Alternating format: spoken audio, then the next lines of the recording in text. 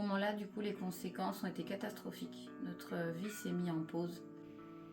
Bonjour, je m'appelle Amélie, j'ai 42 ans. Avec mon conjoint Romaric et nos 3 enfants, il y a 7 ans, nous avons acheté une maison et depuis, nous vivons un véritable calvaire.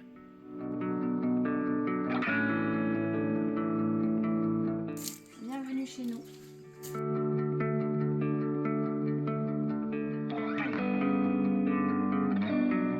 Ce qui nous a plu dans cette maison, c'est l'emplacement, parce que tous les voisins en fait sont des gens qu'on connaît, qu'on aime bien. Le terrain magnifique, la vue incroyable. On a une vue, vraiment ça a été un coup de cœur.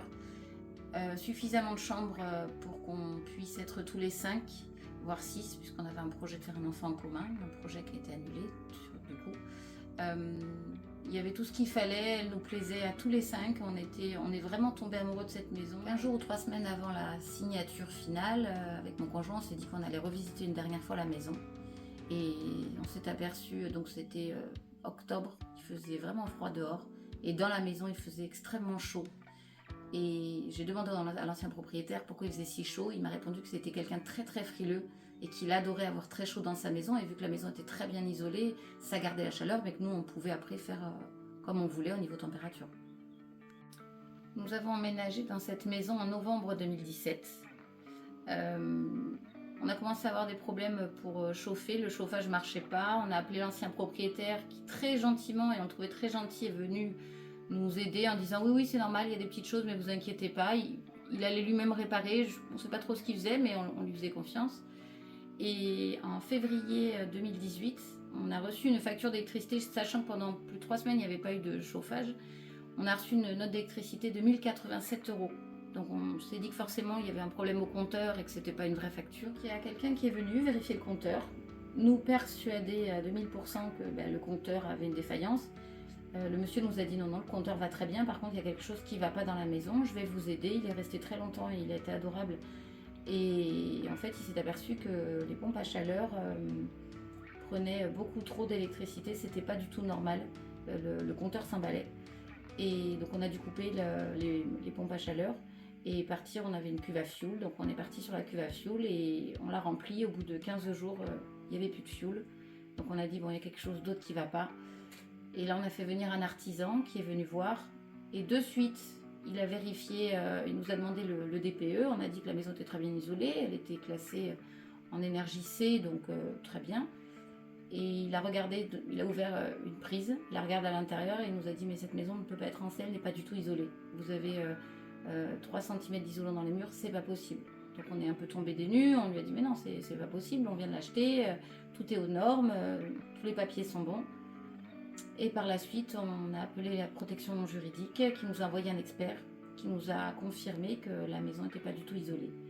Ils ont refait une expertise et donc là, ça nous est tombé dessus comme une masse. L'expertise en fait a révélé que la maison elle était classée en G, c'est-à-dire isolation d'une grange. On vivait à 8 degrés dans la maison.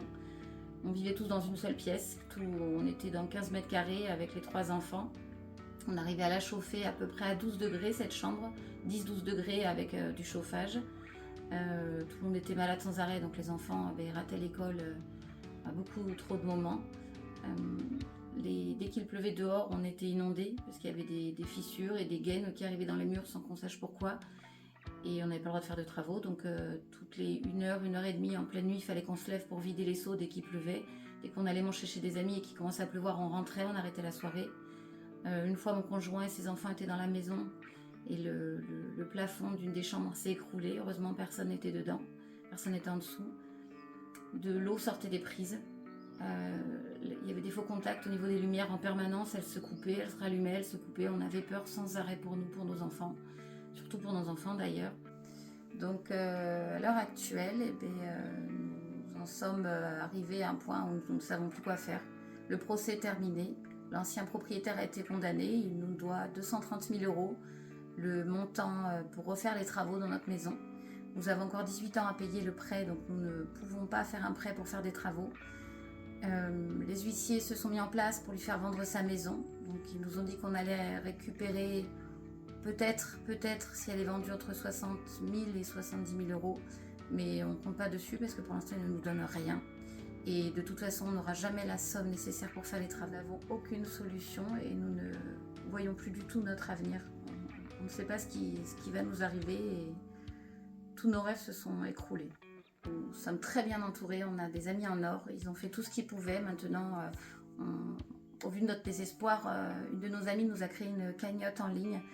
On espère avec cette vidéo va pouvoir être partagée un maximum et pouvoir nous venir en aide, qu'on puisse retrouver une vie normale et juste retrouver une vie tous les 5 en harmonie comme on l'a toujours souhaité. On sait que les réseaux peuvent faire des miracles, donc s'il vous plaît, partagez un maximum, likez, abonnez-vous pour qu'on puisse débloquer les fonds créateurs et pouvoir espérer avoir un jour une vie normale.